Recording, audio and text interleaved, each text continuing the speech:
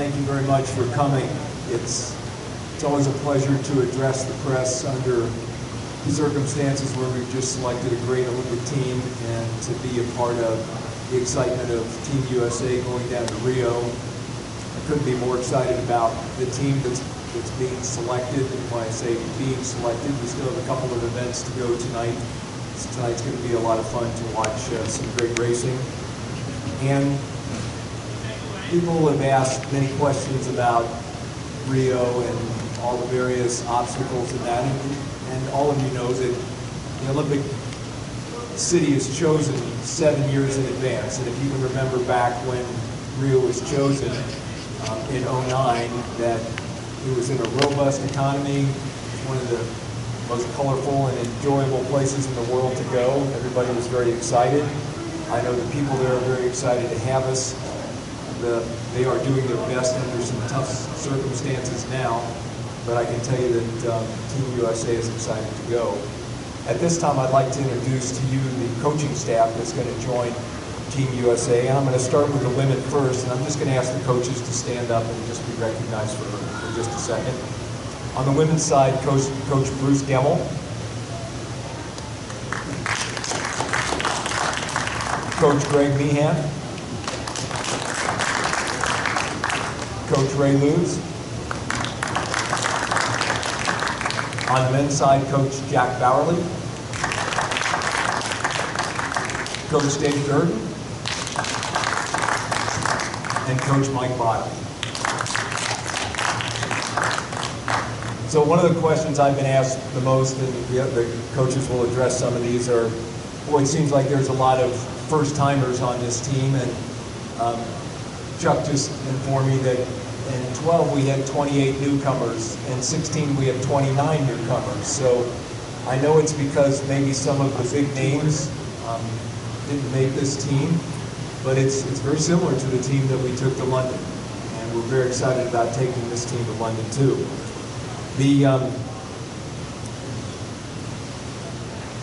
This is Michael's 5th Olympics. What an amazing accomplishment. And I remember Michael swimming in 2000 when he was 15 years old, and Bob will never forget it either because I wasn't on the USA staff at that time, and Bob wasn't on the staff at that time, though he was in camp with Michael throughout, and he was 15 years old, and it was good that he was there. But it was an amazing experience in Sydney, and all the way through I've had the opportunity to be and watch this great talent. Ryan, his 4th Olympics. Another amazing talent for the United States. Multiple gold medalist, many medals. It's great to have him back on the team. We have several athletes in their 3rd Olympics, and we have quite a few in their 2nd. So the average age of the men's team is 23.9. On the women's side, it's 22.3. So I'm going to turn it over to the head coaches. Again, thank you for coming. Most importantly, thank you for your interest and your passion in our sport. So many of your faces I see regularly at big events. And for our sport, it's so important that you're here and to be a part of this and sharing the joy and the excitement of every story and every kid, and some that make it, some that just barely miss the celebration of those that are doing this that have had the opportunity to do this many times before, and obviously to the rookies. So thank you to all of you for working hard for our sport. It's very much appreciated. So I'm going to turn this over to our head coaches. Thanks, Frank. You know, on the men's side of the equation, I feel like we've seen some guys step up that we haven't had before, and I can't wait to see them go to the games and step up again. We had some tremendous races in swimming and incredible preparation from some of these coaches, all of these coaches that are sitting in this room, right? They did an amazing job preparing these guys for this meet, and I know they will continue that as we go into Rio. One of the things that we have always done well, better than anyone else, is improve from the trials to the games. And I'm confident we're going to do that again. We have a great plan in place to do that. And quite frankly, we're going to have to do that. We want to have the kind of Olympics that we are, expected to have and want to have. So I feel very good about where we are now, but I know going forward, we're going to step that to a new level, and we'll see some new faces step up at the top.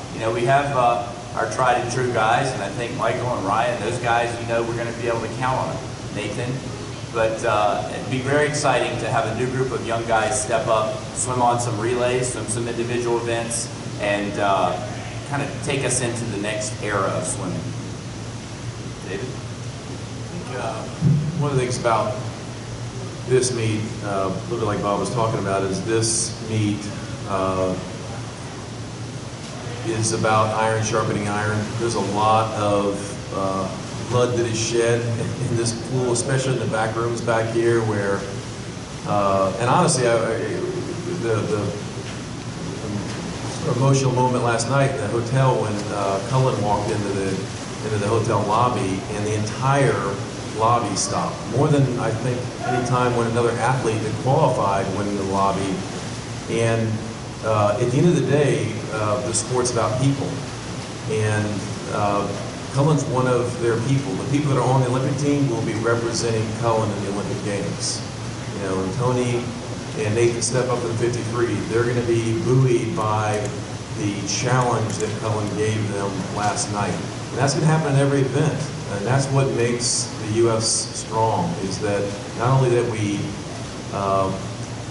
that you have to go through a really tough test to get to represent the United States, but that along the way, your people who are your toughest competitors are often also your closest friends. And so we'll leave Omaha with a lot of tears, a lot of joy, giant challenge. We are going to have to improve for sure. On the women's side, I think there's some real strengths, and there's some, I would say, significant challenges, really event by event. Obviously, Katie and Missy and Dana and the leaders that are experienced, that have been down this road before, we're going to count on them to help kind of fast forward the younger swimmers, so that it's not an Olympic of an experience, but it's an Olympic of performance. That performance starts yesterday, day before. There are a lot of people practicing in the pool right now and training right now, and will be for the next 6 days at the home clubs to prepare for training camp, where we'll prepare for Rio. So as much as you want to take time after the trials to take a deep breath and go, okay, honestly, there's not time. The next thing is right here, and that's called practice today. Thanks, gentlemen. We'll open it up for questions. You can raise your hand. We do have the mic runners once again here. If you can identify yourself, your outlet, and to whom your question is for, that would be fantastic. We'll start right up here with Mike, and go to Bonnie and Karen. One of the great things about the Olympic experience, and especially going forward from camp to the games itself, is some of the bonding activities that you do. I think last time I remember a video that seemed to go viral from day one, and I wonder if you have any specific things that you've got planned for the ladies and the men, and who your leaders in that process might be. Is that flying in? Well, Mike, I'm certainly not going to tell you any of the inside scoop, because then it would be in swimming world tomorrow. So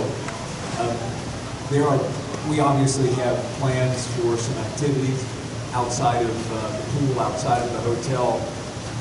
One of the most important things is to make sure that when we house our athletes, we're in locations where they can feel free to leave the hotel and be at a place that has items of interest to them, places of interest to them.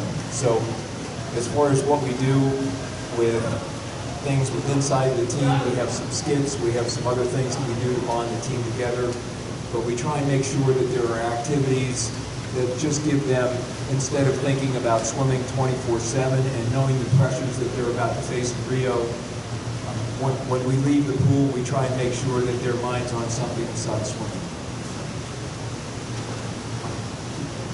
Hi, Bonnie for ESPN.com. For either of the head coaches, pivoting off Bob's comment about we do this 5 weeks or whatever it is better than anyone else.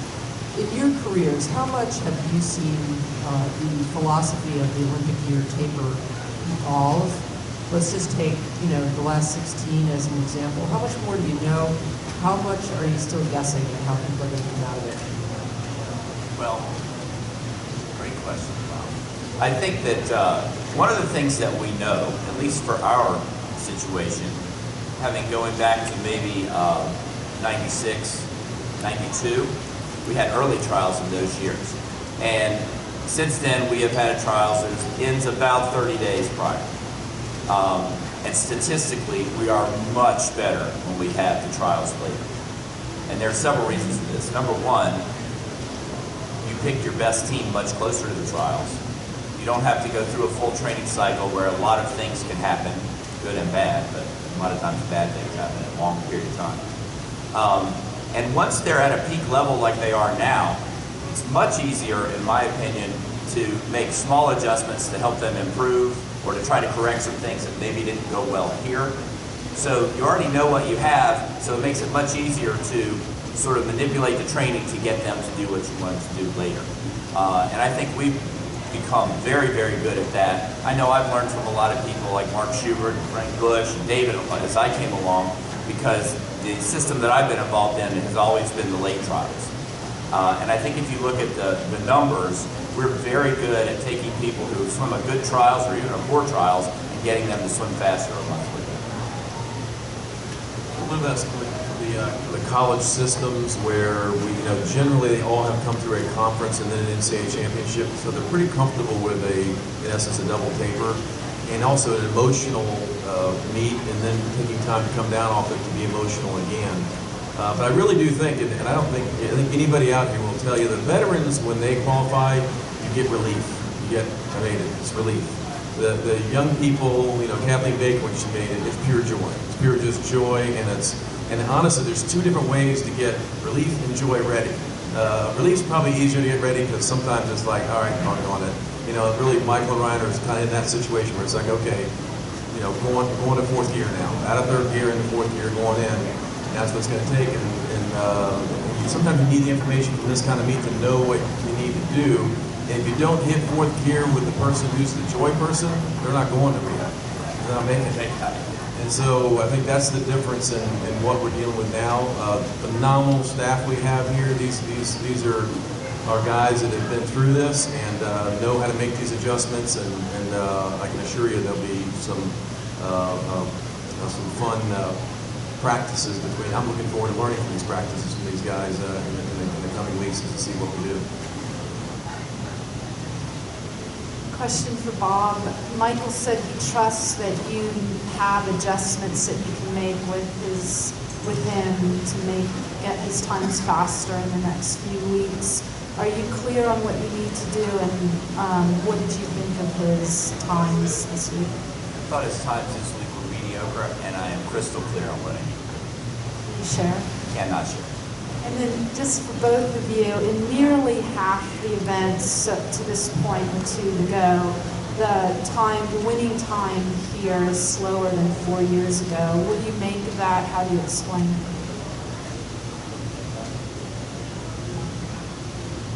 I don't have a good explanation. It's a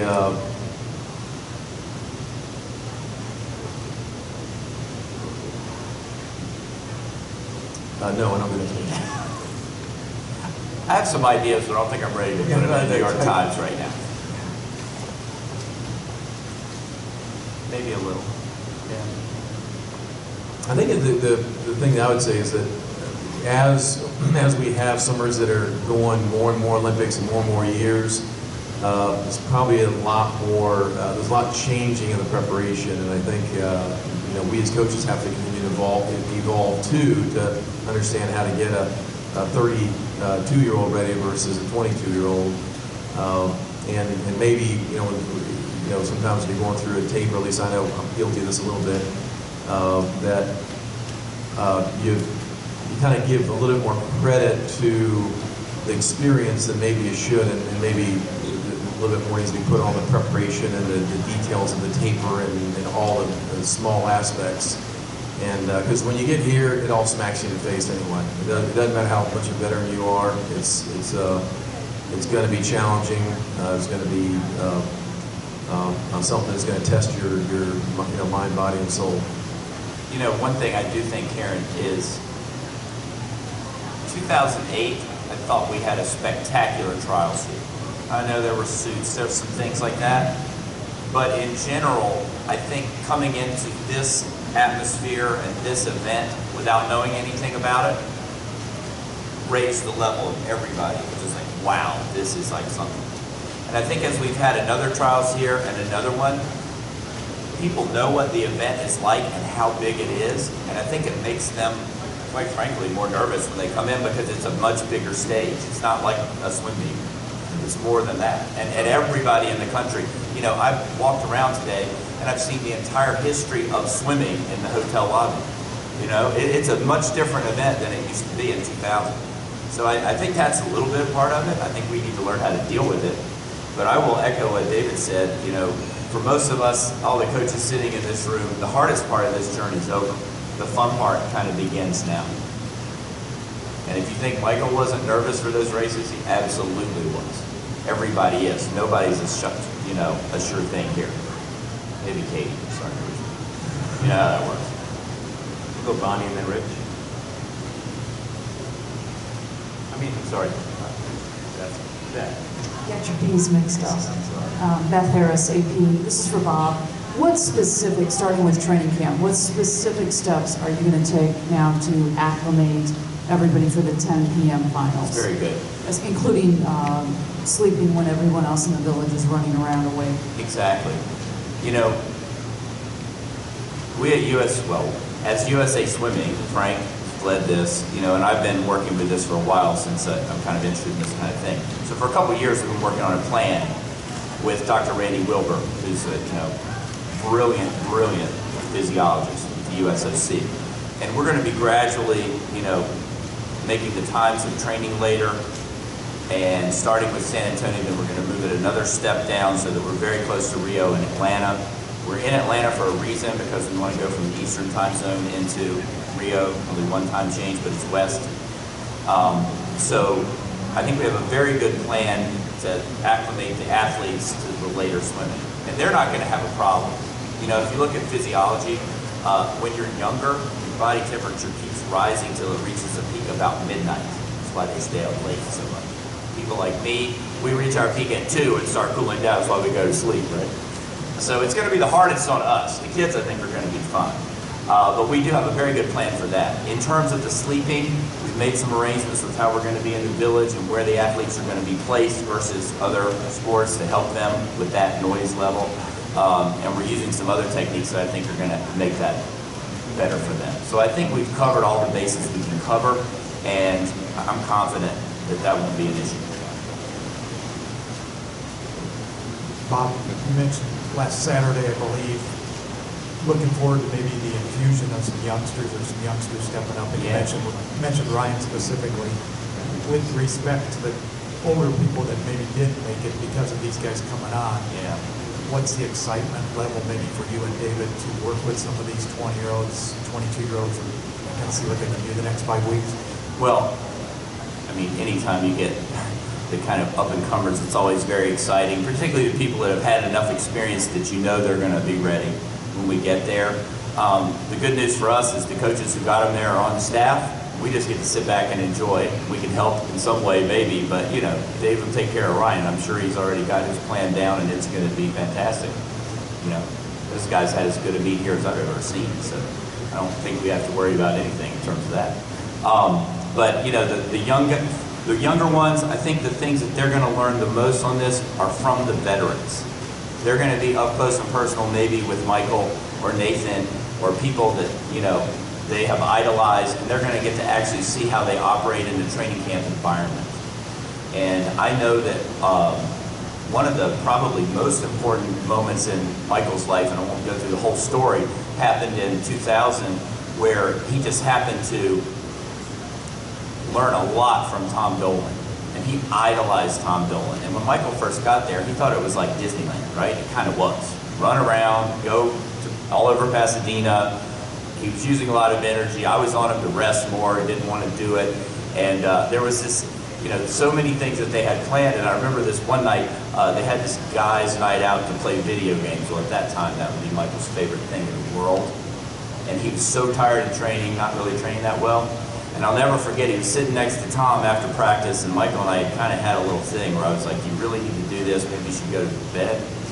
And he said, Tom, going to guys' night out? Tom's like, no way, I'm getting ready for the Olympic Games. I'm going back and going to bed. You want to come back and watch a movie? And Michael's like, well, yeah. And that really was a big thing. They went back, and from that, Michael learned that you don't have to say yes to everything that's offered. And that's what these young guys are going to learn from the veterans. And that's something we can't teach them. Paris Delivered from the Washington Post. Bob, going a little bit off of that, and then David, what you said earlier about learning, training a 32-year-old versus a 22-year-old.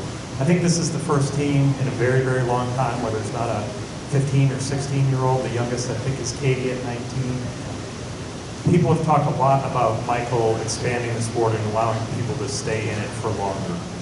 Is there a little bit of a backside of that in which younger swimmers are not going to get Olympic experiences that will benefit them in 4 and 8 years?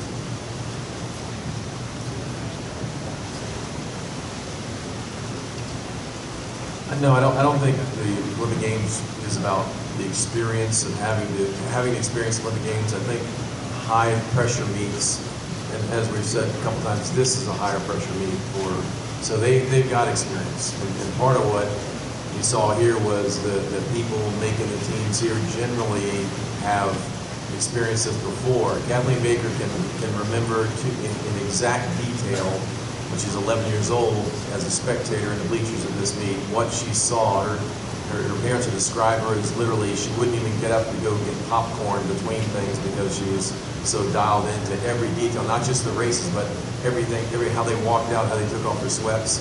And then she made semifinals last time, and now she's made the Olympic Games. And so that's happening already. I think it's great that the maturity aspect of the sport is raising higher and higher.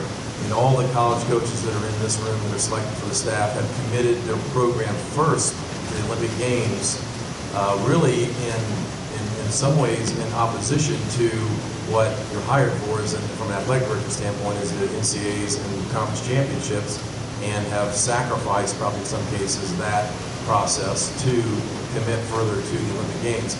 And in some ways, we know the collegiate system is the heartbeat of maybe the competitive advantage that we've enjoyed for a long time.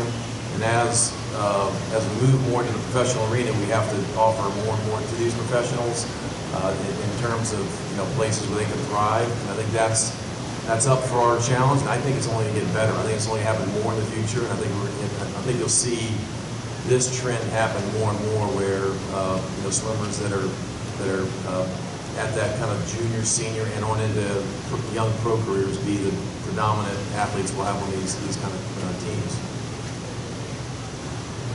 Dan. Dan Albano, Orange County Register. Question for Bob and David. Relay question. How will, Bob, will you handle relays with Michael and the events that he didn't swim here? Did he do that time trial that I know you talked about? He did not do the time trial. And Frank decides all the relays. So talk about the process for That's not true. Bob, and then David is with Ledecky and her 400 free relay. She's talking a little bit about that. She didn't qualify for it. But what were your processes be like? Okay. Those two. Okay, so here's the deal. Our job is to put together relays that can win gold medals. That's it.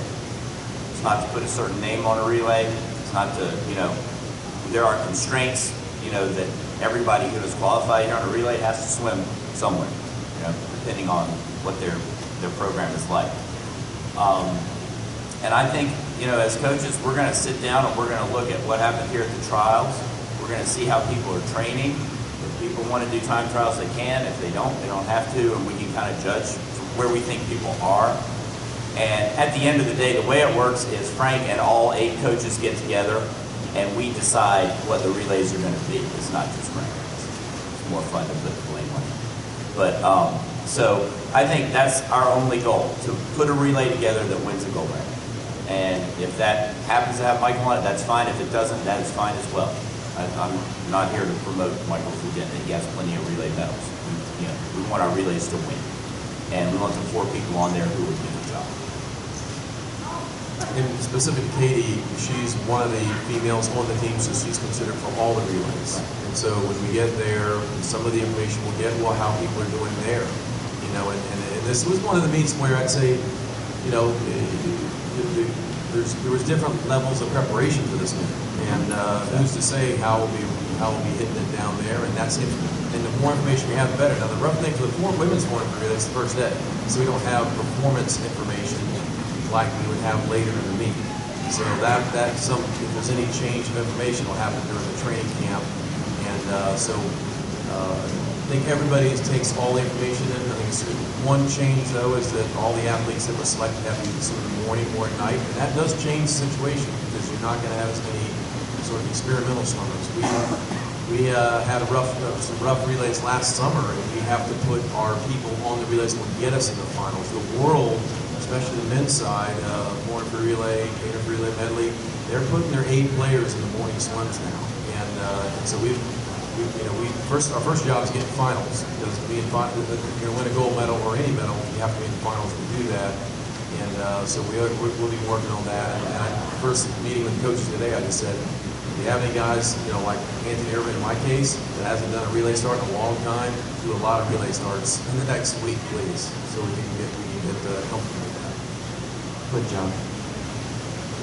John Lawrence with Vortex. This is for Bob and Dave. In terms of getting the group together at training camp, how much does it help to have additional eyes from the coaches on different athletes? I think it really helps. We all kind of do our thing on a daily basis in relative isolation, and I think it really helps to have people sort of bounce some ideas off of, or validate some idea that you had, and I think it's a tremendous asset for everybody, because we all don't look at things the same way, which makes us great. And I think you can learn a lot from each other. I think the athletes can really learn a lot, and we can pick up things that will help them in that process. I think it's a big advantage. I think one of my favorite things about the Olympics, being on Olympic staffs, really any national team staff, is as much as we're all competitive at what we do with the different swimmers we have, especially the college coaches and to some degree club, when staffs are named, we head out together. It's unbelievable the collaboration happens. Literally everybody will do anything for anybody, and it just stays like that. And it's a really impressive atmosphere to get to live in for a while. It's the best stroke clinic and swim clinic you could ever attend. This is for each coach. In his opening remarks, Frank alluded to those swimmers this week who just barely missed being on the team. Can you address those swimmers in particular who caught your attention that may be ascending, who did not make the team? Wow. I think there are a number of people out there that, there's different phases. I don't know. There's a lot of third places. There's a lot of third places that are, amazing. That 100 fly last night was number 2, 3, and 4. Wow, that's some heartbreak for people. That was 4 100s and 2 more 100s, right? 6 100s in the middle too. So my heart goes out to those guys. I do think that there are people out there that probably came in here, a lot of these young guys, and we're looking forward to doing something, maybe didn't yet, but have plenty of time.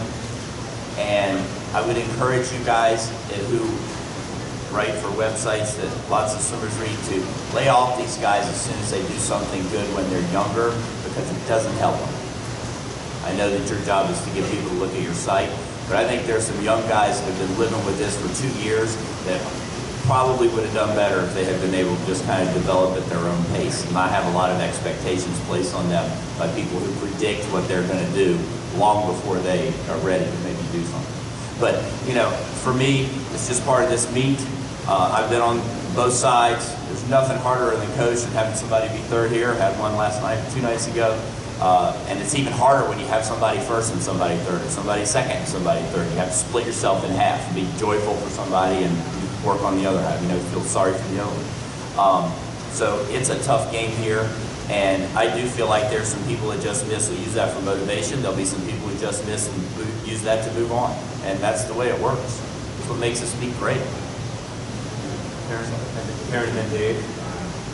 Question for Dave. It's not every Olympics. You have a mother on the team. What allowances will you make for Dana just at training camp and at the Olympics, given that she has, a toddler? Karen, we have a family policy that we began before the last Olympics, and it is, you go to our website, you can see it. It's basically, and the spouse, children are permitted to stay in the same hotel during our first camp, not on our floor, not participate in any team activities, but we want families to be comfortable. We want moms or dads to be comfortable. We want husband or wives to be comfortable under these circumstances because it's different. And to think that that's not part of their success would be ridiculous. And they're great role models for the younger people that we have coming through. But once we get to Atlanta, that's a different story. Atlanta, our camps are closed to any coaches, to immediate family members. So it's at that point in time, it's when we come together as a team and staff, and that's, I think, is our strength as we go forward. There's a lot of maturity too. You can have perspective, just like Michael will, and others, not just because of years, but maybe puts it in another different kind of perspective, which I think everybody respects. When you walk in, today I was watching in the process, Michael was walking around with his fiance and baby, and there was all the experience together. They're running around and doing things. It's a beautiful thing, really. It adds, I think, a big add. This question's for Coach Marsh. So how important do you think it was for Kathleen to make this team? What can she and her peers, take from this going forward? How important is Kathleen? To make the team, and what do you think she can kind of take away from this as she goes forward in her career and becomes, becomes a veteran on this stage? Kathleen, she would tell you it's everything. Like it's exactly what she dreamt of as the 11-year-old. Way before that, probably, but it's the coming together of all the things she had dreamed of, and what we'll do for her future, I don't know. I'm right now focused on what's going to do the next 5 weeks. And literally, that's all we can do. I think it's appropriate after the Olympic Games to actually settle and gain perspective and then set plans for the future. So I think right now we're in it. She was in the water at 8 o'clock this morning, lifting weights this afternoon, and making progress forward. But as you know better than anybody, she's one that has ridden the ups and downs like nobody else, and has transplanted to Charlotte from Winston-Salem in order to follow her dream, and so for her to accomplish that was a very high moment for everyone that's ever known her. Great. Thanks, everybody. We're going to take a group picture of all the coaches, and so if the assistant coaches could please come up here, we'll take a group photo up here, and then we'll let some of these coaches get their swimmers ready for tonight.